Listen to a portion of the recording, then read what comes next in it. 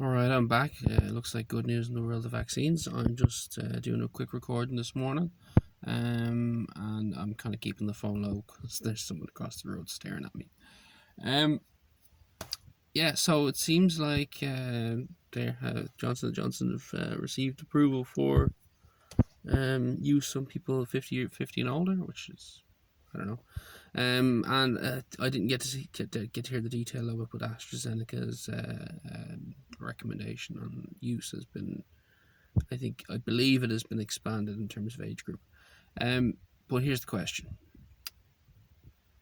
how many people are going to trust in it?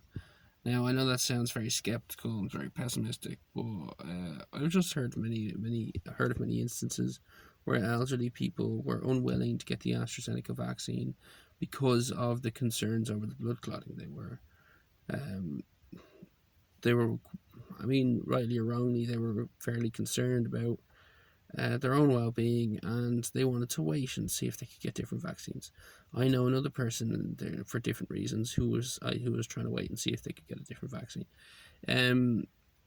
So we'll start seeing now whether or not the government can get rid of this vaccine hesitancy and get people on board with their program and start making serious dents in the broader vaccination of the population.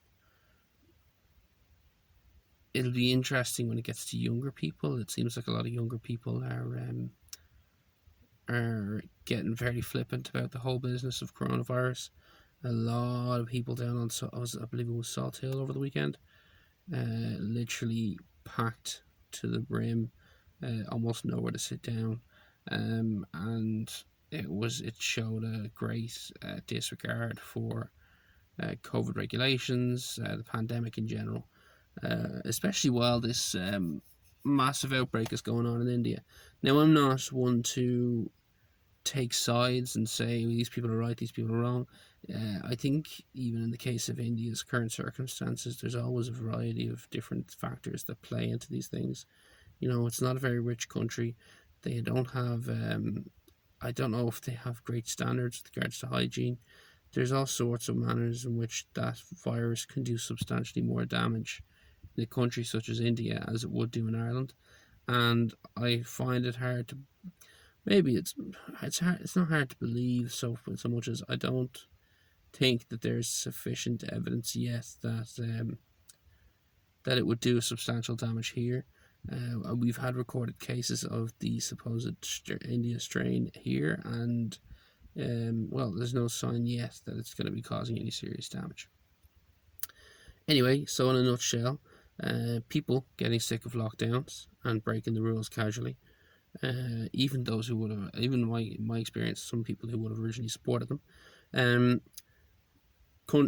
government rolling out new vaccines, which is good news. It's always good news to hear that, regardless whether or not people are taking them. It's good news to hear that there's some sort of progress in that.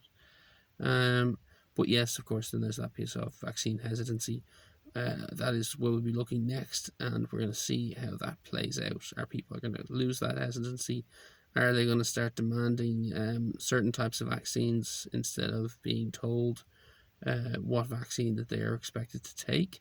I mean, I don't know yet which vaccine is supposed to be given to people under the age of 40, because as far as I mean, obviously my case separate, as I've said before, I'm already on the AstraZeneca one.